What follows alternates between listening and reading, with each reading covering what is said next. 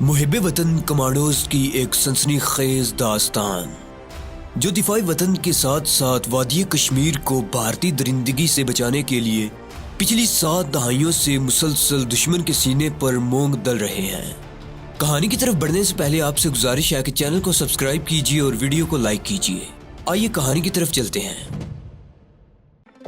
عمران نے پوچھا، جب ہم لائٹ ہاؤس کو اڑا دیں گے تو کیا یہ سلنڈر بھی ساتھ ہی پھٹ جائیں گے؟ ستار صاحب نے کہا، یہ سلنڈر بڑے زبردست دھماکوں کے ساتھ پھٹیں گے۔ کیا ان کے پھٹنے سے تابکاری بھی پھیلے گی؟ عمران نے پوچھا۔ ستار صاحب کہنے لگے، میں نے بھی اپنے متعلقہ خفیہ ادارے سے پوچھا تھا۔ مجھے بتایا گیا تھا کہ نیوکلیر مواد والے سلنڈر بارود کے دھماکے سے پھٹیں گے ضرور، اور بڑے قیامت خیز دھماکے سے پھٹیں گے، لیکن ان سے تابکاری پیدا نہیں ہوگی کیونکہ ابھی یہ میٹیریل خام ہوگا۔ سلنڈروں کے پھٹنے سے یہ میٹیریل جل کر راکھ ضرور ہو جائے گا، لیکن اس کا ایٹمی دھماکہ نہیں ہوگا۔ دونوں آہستہ آہستہ چائے پینے لگے۔ ستار صاحب بولے، ظاہر ہے یہ کام تم اکیلے نہیں کر سکتے۔ اتنے بڑے مشن کے لیے تمہارے ساتھ کسی گارڈ یا مددگار کا ہونا ضروری ہے، خاص طور پر ایسے آدمی کا ہونا لازم ہے جو اس علاقے کی زبان روانی سے بول سکتا ہو اور جو اس سارے علاقے سے واقف ہو۔ یہی بات میں آپ سے پوچھنے والا تھا، عمران نے کہا۔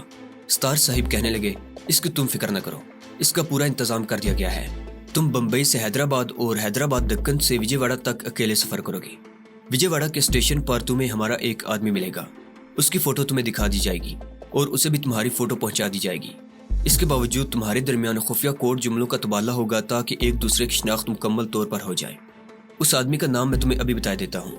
ستار صاحب نے عمران کو اس آدمی کا نام بتایا جو ہم صیغہ راز میں رکھنا چاہتے ہیں۔ اس کا ایک فرضی نام رکھ لیتے ہیں، یوں سمجھ لیں کہ اس مجاہد کا نام ہاشم خان ہے۔ ستار صاحب نے عمران کو ہاشم کا حلیہ زبانی بھی بتا دیا اور کہنے لگے، ہاشم خان دھماکہ خیز مواد تیار کرنے کا ماہر ہے اور اسلام اور پاکستان کی سلامتی اور بقا کی خاطر اپنی جان تک قربان کرنے کا جذبہ رکھتا ہے۔ وجے واڑہ کے اسٹیشن سے وہ خود تمہاری رہنمائی کرے گا۔ اب مجھے تمہیں یہ بتانے کی ضرورت نہیں ہے کہ تم اس کے بعد کیا کرو گے، ہاشم خود تمہیں گائیڈ کرے گا۔ عمران نے پوچھا، آپ کے خیال میں مجھے کب اس مشن پر روانہ ہونا چاہیے؟ کیونکہ بقول آپ کے فرانس سے خطرناک نیوکلیر میٹیریل کی بھارت میں درآمد ابھی 2-3 ہفتوں کے بعد ہوگی۔ ستار صاحب بولے، بھائی وہاں تم لوگوں کو بہت تیاری کرنی ہوگی، تمہیں وہاں پہلے پہنچ جانا چاہیے۔ آپ حکم کریں، میں آج ہی جانے کو تیار ہوں، عمران نے کہا۔ ستار صاحب کچھ سوچ کر کہنے لگے، بمبئی سینٹرل سے دکن کوئن رات کے 10 یا 10:15 بجے چلتی ہے۔ سردار جی جو تمہیں یہاں تک لائے ہیں وہی تمہیں اپنی حفاظت میں ٹرین میں سوار کرا دیں گے۔ کمانڈر عمران نے وہ سارا دن ستار صاحب کی خفیہ قیام گاہ میں گزارا۔ رات دونوں نے کوٹھڑی میں بیٹھ کر اکیلے کھانا کھایا اور آئندہ کے مشن کے بارے میں مزید گفتگو کرتے رہے۔ ستار صاحب نے ایک آدمی کے ہاتھ سے سردار جی کو پیغام بھجوا دیا تھا۔ وہ ٹھیک رات کے 8:30 بجے اپنی پرانی سی گاڑی لے کر آ گیا۔ ستار صاحب نے عمران کو ایک لفافہ تھماتے ہوئے کہا، اس میں تمہارے اخراجات کے لیے کچھ روپے ہیں، باقی تمہیں جس چیز کی ضرورت ہوگی ہاشم خان فوراً مہیا کر دے گا، اس کی تم فکر نہ کرو۔ وجے واڑہ میں تم لباس بھی تبدیل کر لینا، اب جاؤ، اللہ کے حوالے، خدا تمہیں اپنے مشن میں کامیاب کرے۔ کمانڈر عمران ستار صاحب سے ہاتھ ملا کر گاڑی میں بیٹھ گیا۔ سردار جی پہلے سے ڈرائیونگ سیٹ پر بیٹھے ہوئے تھے۔ انہوں نے گاڑی سٹارٹ کی اور گاڑی چل پڑی۔ سردار جی رات کے اندھیرے میں ایک نسبتاً کھلے راستے سے گئے۔ اس طرف درخت اتنے زیادہ نہیں تھے۔ انہیں بمبئی شہر کے آس پاس کے علاقے میں پہنچتے پہنچتے رات کے 9:45 بج گئے۔ جس وقت یہ لوگ بمبئی سینٹرل اسٹیشن پر پہنچے تو اسٹیشن کی گاڑی رات کے 10 بجا رہی تھی۔ اسٹیشن پر کافی رش تھا۔ سردار جی نے عمران کو ایک طرف ستون کے پیچھے کھڑے ہونے کو کہا اور خود ٹکٹ لینے چلے گئے۔ تھوڑی دیر بعد ٹکٹ لے کر واپس آ گئے اور بولے، ٹرین ٹھیک وقت پر روانہ ہو رہی ہے۔ جس پلیٹ فارم پر دکن کوئن کھڑی تھی وہاں کافی مسافر تھے۔ عمران ارد گرد کے ماحول کا بھی جائزہ لے رہا تھا۔ پلیٹ فارم پر حسب معمول ریلوے پولیس کے سپاہی ادھر ادھر موجود تھے۔ ملٹری پولیس کا کوئی جوان نظر نہیں آ رہا تھا۔ عمران ٹرین کے ایک 3rd کلاس کے ڈبے میں سوار ہو گیا۔ سردار جی کہنے لگے، ٹرین صبح کے وقت حیدرآباد پہنچے گی، یہی گاڑی آگے وجے واڑہ بھی جائے گی۔ اس کے بعد سردار جی نے جیب سے ایک چھوٹا سا لفافہ نکال کر عمران کو دیا اور آہستہ سے کہا، اس میں اپنے اس آدمی کی فوٹو ہے جو تمہیں وجے واڑہ کے اسٹیشن پر لینے آیا ہوا ہوگا، اسے تمہاری فوٹو پہنچا دی گئی ہے، باقی خفیہ کوڈ کے الفاظ یہ ہوں گے۔ اس کے بعد سردار جی نے عمران کو ایک مختصر سا جملہ بتایا اور کہا، یہ جملہ اپنا آدمی ہاشم خان تم سے بولے گا، اس کے جواب میں تم یہ جملہ بولو گے۔ اور سردار جی نے وہ جملہ بھی عمران کو بتا دیا جو اسے ہاشم خان کے جملے کے جواب میں بولنا تھا۔ سردار جی نے کہا، ان جملوں کو اچھی طرح یاد کر لینا۔ اتنی دیر میں گاڑی نے سیٹی بجا دی۔ جو مسافر پلیٹ فارم پر کھڑے تھے وہ دوڑ کر ٹرین میں سوار ہو گئے۔ چند لمحوں کے بعد ٹرین بمبئی سینٹرل کے اسٹیشن سے نکل کر اپنی منزل کی طرف جا رہی تھی۔ عمران نے سب سے پہلے سردار جی کا دیا ہوا لفافہ کھول کر اس میں سے ہاشم خان کی فوٹو نکال کر دیکھی۔ 40-45 سال کا آدمی لگتا تھا، داڑھی مونچھیں صاف تھی، नक्श बड़े तीखे थे और आंखों में जहानत की चमक थी। सर के बाल घने और घुंघराले थे, रंग गहरा सांवला लगता था। ये वो शख्स था जो विजयवाड़ा के स्टेशन पर उससे मिलने वाला था और जिसने इस मिशन में गार्ड और मददगार का अहम रोल अदा करना था। इमरान ने उसकी शक्ल अच्छी तरह से जहन में नक्श कर ली। दूसरा लिफाफा खोला जो उसे स्टार साहब ने दिया था। इस लिफाफे में 100 और 10 रुपए के नोटों की शक्ल में 4000 रुपए थे। इमरान ने दोनों लिफाफे अपनी ठंडी जैकेट की अंदर वाली जेब में संभाल कर रख लिए। दक्कन मेल या दक्कन क्वीन पूरी रफ्तार से रात की तारीकी में किसी जंगल में से शोर मचाती गुजर रही थी। डब्बे में ज्यादातर दरमियाने तबके और मजदूर पेशा मुसाफिर सवार थे। कुछ ऊपर बर्थ पर सोने के वास्ते चढ़ गए थे, कुछ बैठे एक दूसरे से बातें कर रहे थे। इमरान खिड़की के पास वाली सीट पर सर खिड़की से लगाए खामोश बैठा बाहर देख रहा था और जो अहम तरीन मिशन उसे दरपेश था उसके नशीबो फराज पर गौर कर रहा था। इसमें कोई शक नहीं था कि ये एक अहम तरीन मिशन था और इसमें कमांडो ऑपरेशन के साथ बड़ी होशियारी से जासूसी और सुराग रसानी की जरूरत थी। हैदराबाद दक्कन के इर्द गिर्द के जंगलात से वो वाकिफ था, लेकिन साहिली इलाके गुंटूर की तरफ जाने का ये उसका पहला मौका था। इतना वो जानता था कि इस इलाके को आंध्र प्रदेश कहा जाता है और यहाँ तमिल के अलावा तेलुगु जुबान भी बोली जाती है, बल्कि इस इलाके की अक्सरियत जुबान तेलुगु थी। इसके नीचे तमिलनाडु का सूबा था जिसका सदर मुकाम मद्रास था। तमिलनाडु में तमिल जुबान बोली जाती थी। आंध्र प्रदेश वाले अपनी तेलुगु जुबान के बारे में तासुब की हद तक हसास थे और तमिल जुबान को वो दूसरे मुल्क की जुबान समझते थे। जुबान के मामले में दोनों सूबों की यानी सूबा आंध्र प्रदेश और सूबा तमिलनाडु की आपस में दरीना चपकलश भी चली आ रही थी।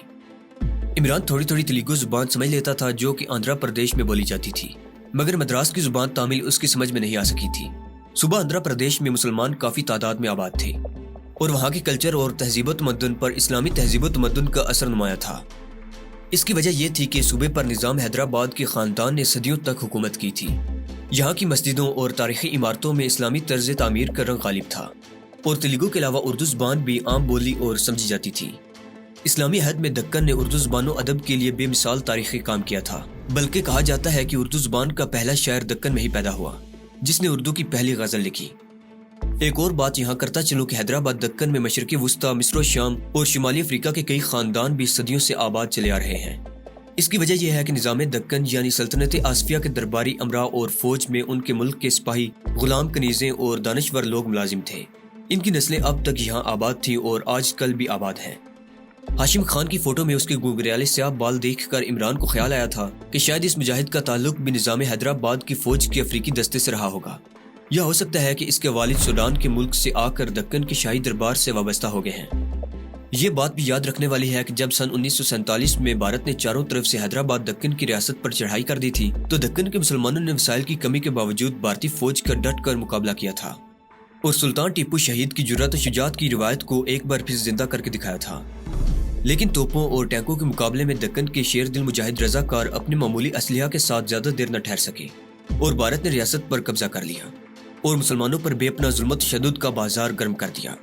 ये भारत की सबसे बड़ी इस्लामी रियासत हैदराबाद दक्कन की तारीख का आखिरी खौनैन बाब है जिससे पाकिस्तान की नई नस्ल के नौजवान बिल्कुल वाकिफ नहीं है। ट्रेन अपने सफर पर रवां दवां थी।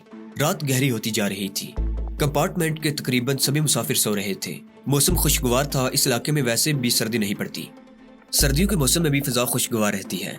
गर्मी का मौसम ज्यादा तवील होता है, फिर बारिशें शुरू हो जाती हैं। बारिशें भारत के जनूबी इलाके में बहुत ज्यादा होती हैं। इमरान को नींद आने लगी। वो भी डब्बे की खिड़की के साथ सर लगाए सो गया। किसी स्टेशन पर गाड़ी रुकती तो उसकी नींद टूट जाती और वो माहौल का जायजा ले लेता। ट्रेन चलती तो फिर वो सो जाता और ऊँघने लगता। इस तरह वो अपनी नींद पूरी कर रहा था।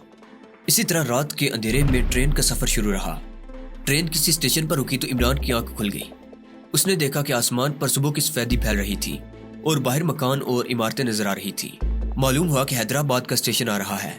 ट्रेन हैदराबाद दक्कन के स्टेशन पर पहुंचकर रुक गई। काफी बारोनक और वसी और रेज़ प्लेटफॉर्म था। यहाँ से इमरान को विजयवाड़ा जाने वाली ट्रेन पकड़नी थी। ट्रेन से उतरकर उसने टी स्टॉल पर खड़े होकर चाय का गिलास लिया और स्टॉल वाले से विजयवाड़ा जाने वाली गाड़ी के बारे में पूछा।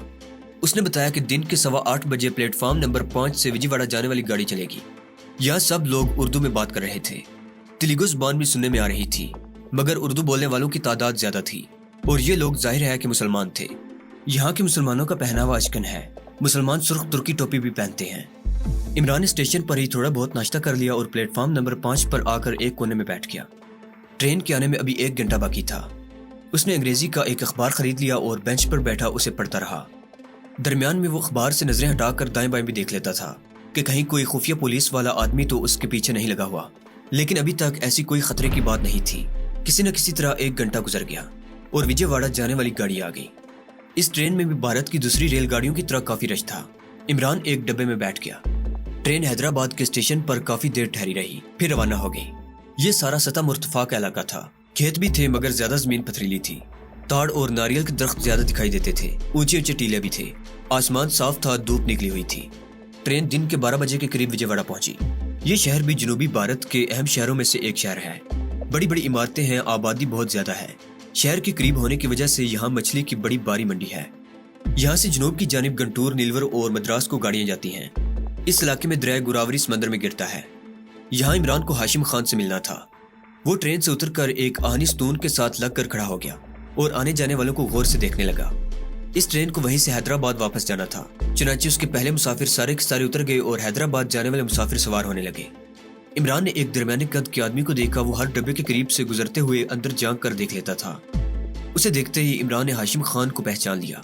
घुंघराले स्याह बालों और गहरी सांवली रंगत वाला ये मजबूत जिस्म वाला आदमी हाशिम खान ही था। इमरान स्तून से हटकर आगे एक डब्बे के करीब जाकर खड़ा हो गया। हाशिम खान डब्बों में झांकता हुआ उसके करीब आकर ठटक गया। उसने भी इमरान को पहचान लिया था क्योंकि इमरान की फोटो उसके पास भी पहुंच चुकी थी। दोनों खामोशी से एक दूसरे के सामने खड़े एक दूसरे को तकते रहे। फिर हाशिम खान इमरान को इशारे से एक तरफ ले गया। उसने कोड का खुफिया जुमला बोला। इसके जवाब में इमरान ने भी खुफिया जुमला बोल दिया। इसके फौरन बाद हाशिम खान ने इमरान से हाथ मिलाया और उर्दू में कहा, मेरे साथ आ जाओ। हाशिम खान ने स्याह पतलून और भूरे रंग की बुश शर्ट पहनी हुई थी। वो इमरान को माल गोदाम वाले छोटे दरवाजे में से बाहर ले गया। बाहर एक तरफ टैक्सी खड़ी थी। हाशिम खान ने कहा, ये मेरी टैक्सी है, मैं यहाँ टैक्सी चलाता हूँ। इमरान खामोशी से हाशिम के साथ टैक्सी में बैठ गया और टैक्सी एक तरफ रवाना हो गई। इससे पहले इमरान को इस शहर में आने का इत्तफाक नहीं हुआ था।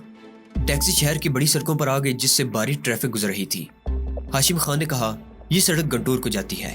इमरान सड़क की दोनों जानिब उन दरख्तों को देख रहा था जिन्होंने सड़क पर साया कर रखा था। कुछ दूर चलने के बाद दरख्तों के झुंड खत्म हो गए और उनकी गाड़ी निस्बतन कम आबाद इलाके में से गुजरने लगी। दोनों जानिब खेत भी थे, दूर दूर इमारतें भी थी और उनके अकब में भूरे रंग की पहाड़ियां भी थी जो शुमाल मशरिक की तरफ पीछे बनती चली गई थी। शहर की आबादी बहुत पीछे रह गई थी और गाड़ी वैरान इलाके में दाखिल हो गई थी। सामने 2-3 छोटी पहाड़ियां थी। इनके दरमियान खुदरो झाड़ियां और दरख्त थे। हाशिम खान बोला, हमें इन पहाड़ियों के पीछे जाना है। इन पहाड़ियों के पीछे एक तालाब था जिसके किनारे पर ऊंची घास और झाड़ियां थी। तालाब के अकब में टीन की छत वाला एक गैराज सा था। बाहर एक गाड़ी का ढांचा एक तरफ पड़ा था। करीब ही 2 स्कूटर खड़े थे जिनमें से एक का अगला टायर गायब था और दूसरे की गद्दी उखड़ी हुई थी। साफ लगता था कि यह कोई ऑटो वर्कशॉप है। हाशिम खान ने गाड़ी एक तरफ खड़ी कर दी। गाड़ी की आवाज सुनकर गैराज में से एक मिस्त्री टाइप का आदमी बाहर निकला। उसके हाथ में पाना था जिससे टायरों के पेच वगैरह कसे जाते हैं। उसने तेलुगु जुबान में कुछ कहा। हाशिम खान ने उसी जुबान में उसे कोई जवाब दिया। वो आदमी गैराज में वापस चला गया। हाशिम ने इमरान से कहा, यह अपना सिक्योरिटी गार्ड है और मुसलमान है। इमरान ने टैक्सी में से बाहर निकलते हुए पूछा, यह वर्कशॉप उसी की है? हाशिम ने आस्ते से कहा, यह वर्कशॉप नहीं है। इमरान हाशिम खान के पीछे पीछे वर्कशॉप में दाखिल हो गया। वहां दीवार के साथ 2-3 ड्रम रखे हुए थे। एक मैली सी मेज पर गाड़ियों की मरम्मत करने वाले औजार पड़े थे। फजा में पेट्रोल और डीजल ऑयल की बू फैली हुई थी। वर्कशॉप की अगली दीवार में एक छोटा सा दरवाजा था। मिस्त्री टाइप का आदमी जो सिक्योरिटी गार्ड था दरवाजे के पास खड़ा था। उसने दरवाजा खोल दिया। हाशिम खान और इमरान दरवाजे में से गुजर कर दूसरी तरफ आ गए। दूसरी जानिब एक तंग सी कोठड़ी थी जिसमें गाड़ियों और मोटरसाइकिलों के पुराने टायरों का कोने में ढेर लगा था। दीवार के साथ एक धीमा सा बल्ब जल रहा था। सिक्योरिटी गार्ड ने वर्कशॉप का दरवाजा बंद कर दिया था और खुद बाहर ही रहा। हाशिम खान टायरों के ढेर के पीछे आ गया। इमरान उसके साथ था। हाशिम ने एक जगह से 3-4 टायरों को हटा दिया। उनके नीचे फर्श था, फर्श लकड़ी का था। हाशिम ने झुककर एक जगह से फर्श का तख्ता उठा दिया और इमरान से कहा, हम नीचे जाएंगे। नीचे एक सुरंग सी बनी हुई थी। ये एक कुदरती सुरंग लगती थी। यहाँ भी छत पर एक मदम बल्ब रोशन था। सुरंग की दीवारों में से पत्थर बाहर को निकले हुए थे। यहाँ पहाड़ियों के दरमियान बनी हुई कोई कुदरती सुरंग लगती थी। 15-20 कदम चलने के बाद सुरंग एक जानिब मुड़ गई। आगे दीवार में एक जीना ऊपर को जाता था। हाशिम खान और इमरान जीना तय करके ऊपर एक कमरे में आ गए। आमने सामने दीवार के साथ बांस की 2 चारपाइयां बिछी हुई थी। दरमियान में एक नीची पुरानी मेज थी। कोने में लकड़ी की बोसीदा सी अलमारी थी। सिर्फ एक दीवार में से छत के करीब रोशनदान था जिसमें से दिन की रोशनी अंदर आ रही थी। हाशिम खान चारपाई पर बैठ गया। इमरान भी सामने वाली चारपाई पर बैठ गया। हाशिम खान बोला, यह हमारा खुफिया हाइडआउट है। सामने वाली दीवार में एक खिड़की थी जो बंद थी। इमरान ने पूछा, यहाँ से बाहर जाने का कोई रास्ता भी है? हाशिम खान ने खिड़की की तरफ इशारा किया।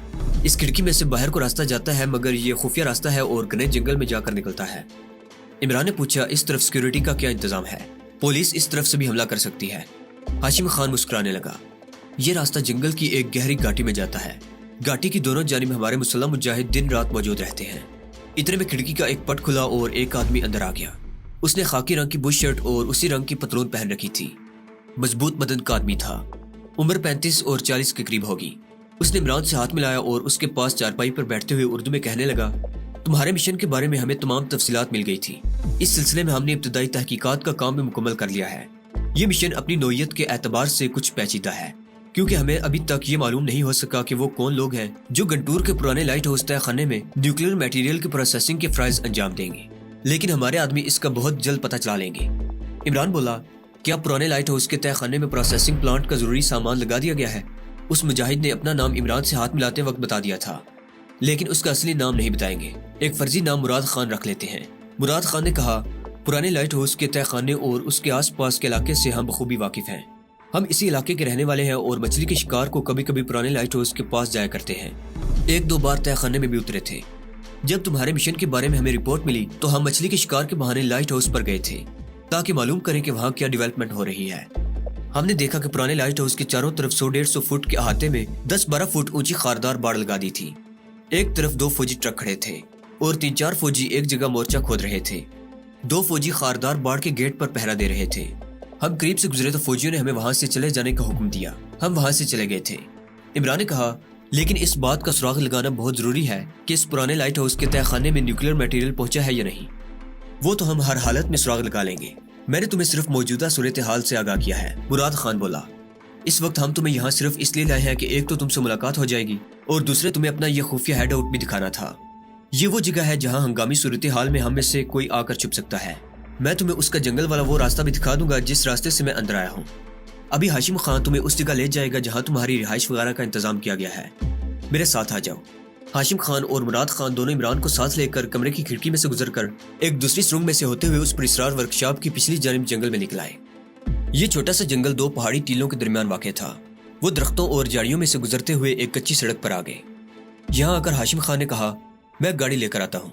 वो चला गया तो मुराद खान कहने लगा, यहाँ हम अकेले नहीं हैं, हमारे दूसरे साथी भी हैं। वो वक्त के साथ साथ तुम्हें मिलते रहेंगे। ये तमाम लोग अपने अंदर इस्लाम और पाकिस्तान की सलामती की खातिर अपनी जान कुर्बान कर देने का जज्बा रखते हैं। इन सब का ताल्लुक दक्कन यानी आंध्र प्रदेश से है और तरबियत याफ्ता फौजी हैं। अपना हाशिम खान धमाका खेज मवाद तैयार करने में माहिर है। इस तरह दूसरे मुजाहिद भी अपने अपने काम के माहिर हैं। इमरान ने कहा, असलिहा और धमाका खेज मटेरियल तैयार करने की टेक्निक दुनिया में बहुत तरक्की कर गई है और तैयार शुदा हालत में ऐसे टाइम बम और रिमोट कंट्रोल बम मिल सकते हैं जो साइज में माचिस की डिबिया के साइज के होते हैं, लेकिन तबाही में बड़े से बड़ा बम भी उनका मुकाबला नहीं कर सकता। हमें ऐसे बम दस्तयाब हो सके तो बहुत अच्छा होगा।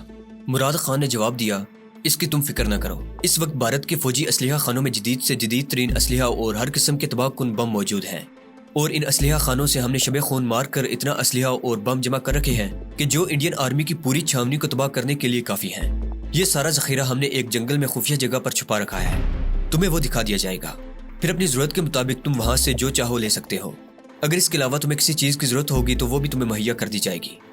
इतने में हाशिम खान अपनी पुरानी मॉडल की टैक्सी लेकर आ गया। मुराद खान ने इमरान से हाथ मिलाते हुए कहा, हाशिम खान तुम्हें तुम्हारी नई रिहाइश गाह पर ले जाएगा। अभी तुम खाना वगैरह खाकर आराम करो, रात को मुलाकात होगी। मुराद खान ये कहकर फौरन वापस चला गया। इमरान हाशिम खान के साथ टैक्सी में बैठकर अपनी रिहाइश गाह की तरफ रवाना हो गया। ये रिहाइश गाह वहां से 3-4 मील के फासले पर एक दरमियाने दर्जे की कॉलोनी के कोने में थी। नीचे स्कूटरों मोटर वगैरह की मुरम्मत की दुकान थी और ऊपर रहने के लिए एक कमरा था जिसके साथ ही बाथरूम और छोटा सा बावर्ची खाना भी था।